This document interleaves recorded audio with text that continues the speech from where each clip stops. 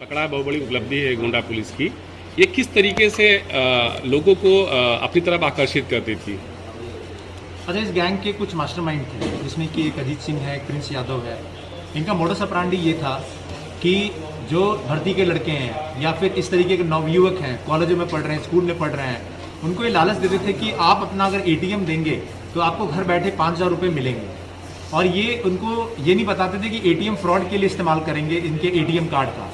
Basically इनको ये कहते थे कि एक सरकारी योजना आई हुई है और इस सरकारी योजना के थ्रू अगर आपके अकाउंट से ट्रांजैक्शन होगा और आप उसमें सहयोग करेंगे तो आपको 5,000 रुपये प्राप्त होते रहेंगे। तो सरकारी योजना का लाभ लेने का लालच देके उनसे एटीएम प्राप्त कर लेते थे, उनके अकाउंट का इस्तेमाल करते थे और उसमें ये करते थे कि पहले उसमें पैसा डाल देते थे। 30,000 रुपये अगर उसमें डाल दिए तो वो जाएंगे बैंक से पैसा निकालने का प्रयास करेंगे, एटीएम के स्लाइडर को उठाएंगे, पैसा निकलेगा लेकिन ट्रांजैक्शन फेल दिखाएगा। ट्रांजैक्शन फेल दिखाने के बाद में फ़ोन करके शिकायत करते थे बैंक में कि हमारा पैसा नहीं निकला है, तो बैंक जो है पैसा क्रेडिट भी कर देता था।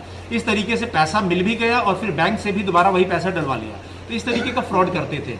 एक बार अगर एक अकाउंट को इस्तेमाल कर दिया, उसका रिपोर्टिंग हो गई तो फिर नए अकाउंट पे चले जाते थे।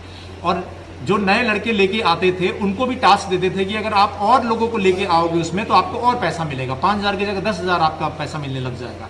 इस तरीके से नेटवर्किंग का इस्तेमाल करके ये कई एटीएम या अकाउंट समझ ले लीज पे या भाड़े पे ले लेते थे और उसका इस्तेमाल कर करके ये फ्रॉड करते थे।